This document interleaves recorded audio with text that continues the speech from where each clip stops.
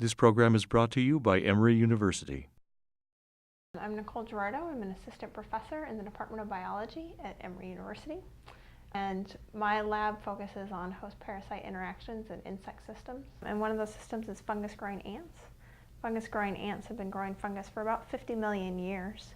And in terms of that agricultural interaction, in terms of growing a crop, just like our crops, those crops are attacked by pathogens.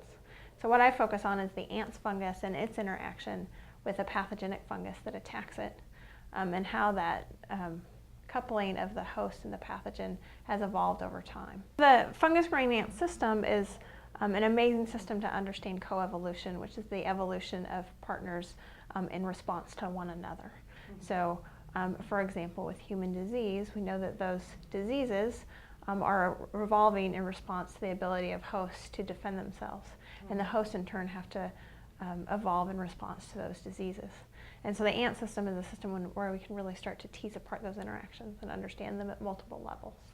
There's about 200 species of fungus-growing ants. Each of these species has its own particular ability to use the environment, different kinds of colonies, different shapes to the structures of their housing and how they maintain the fungus. And they also all feed their fungus different foods. So the ants eat the fungus, but the fungus in turn eats leaves that the ants feed to the fungus, or some of the ants will feed sort of organic material that's already being broken down to the fungus, and then in turn they eat the fungus.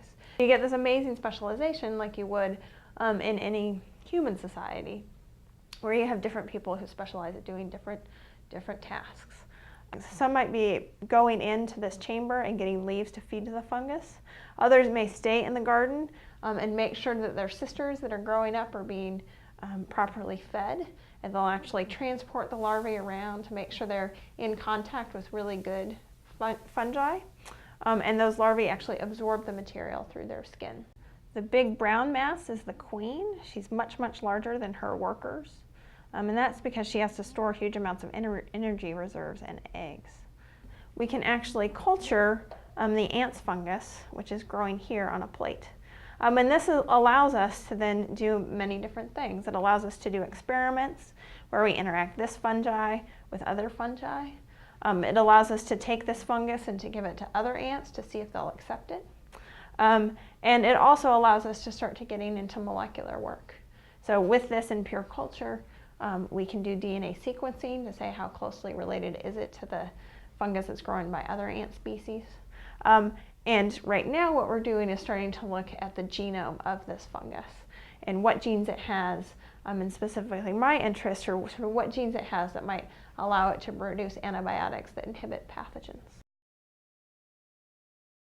The preceding program is copyrighted by Emory University.